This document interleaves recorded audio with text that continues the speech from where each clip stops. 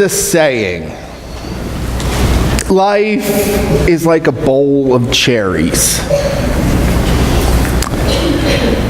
My understanding of that was a little hesitant, so I had to look it up, just to make sure that idiomatically I knew what I was saying.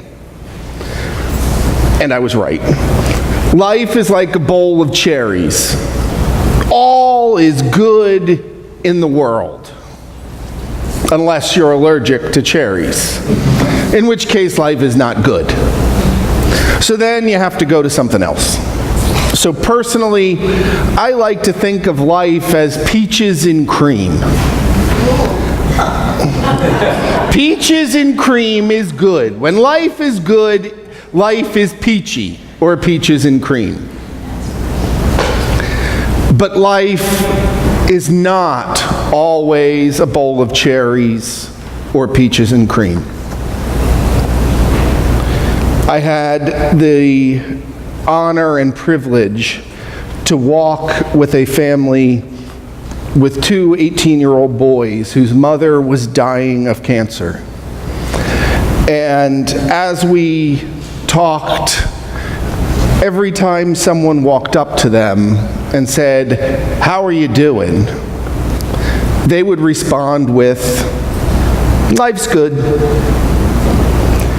And I said to them, "You know, you're lying. Life isn't good. Life as you know it is going to change. So let's come up with something different." So we came up with life is like liver and onions. It might be healthy, but it doesn't necessarily taste good. And that's really the truth about life. Life is sometimes hard. Life is sometimes miserable. The company that puts out the shirts that says life is good makes millions of dollars a year letting people believe that life is peaches and cream. Because if I wear it, it must be true. But Jesus knew more than that. Jesus knew that life is not always good. He understood that life has jagged edges. He, in his ministry and in his life, had experienced hatred based upon what he preached. He had experienced being kicked out of a town for what he said and what he did. So he knew firsthand that the world is not all good.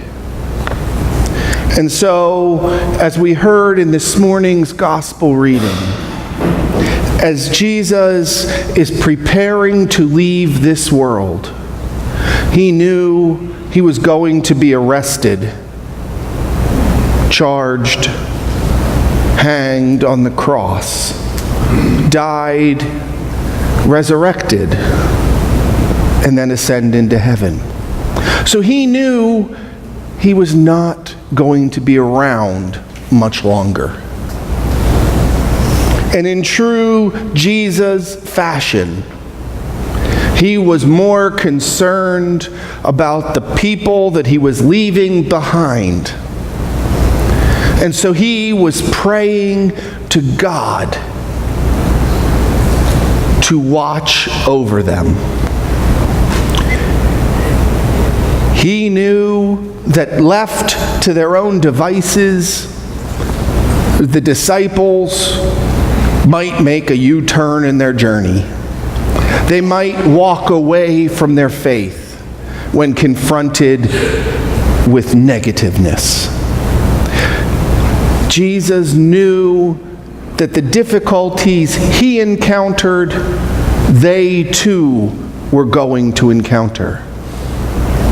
And so he asked God to watch over them, to guide them on their journey, and to continue the work that God did in Jesus in his followers.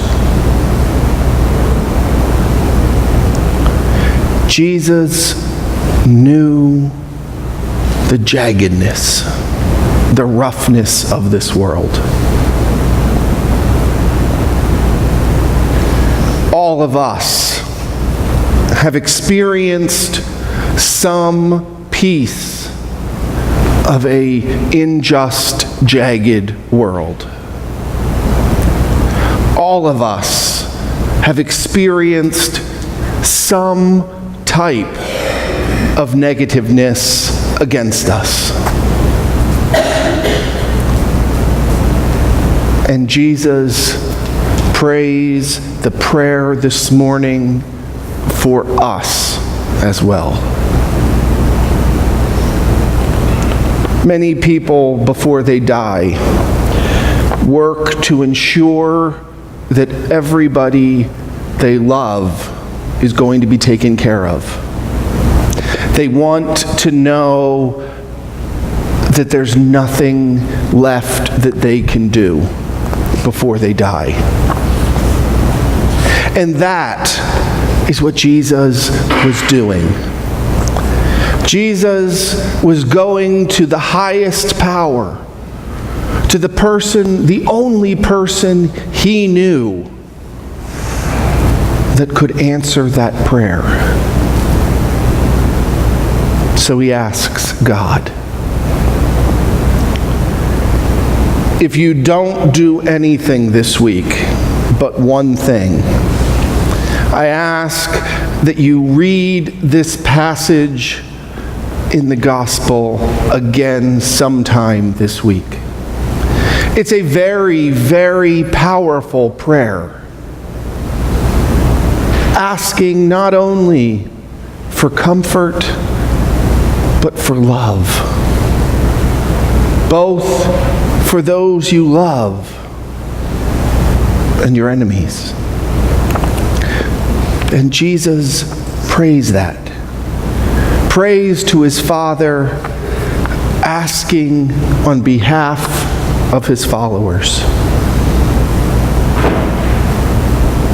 We know of the evil in this world.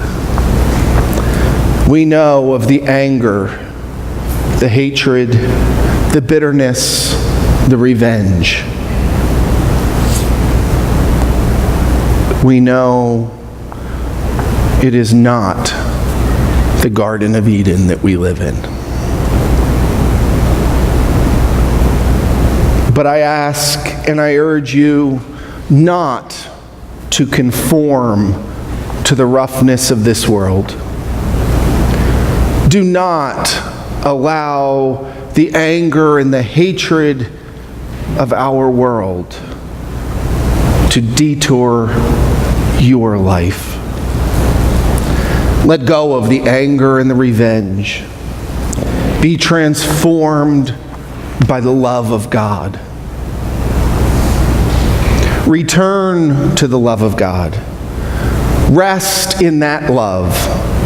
Let it transform you to be loving as well. Let love, not hate. Good, not evil, guide you. For you are the Lord's. Live in that love. Rest in that love. And go forth with courage, knowing that our world belongs to God, and so do you. And in such, you are loved. You are loved by God. Amen.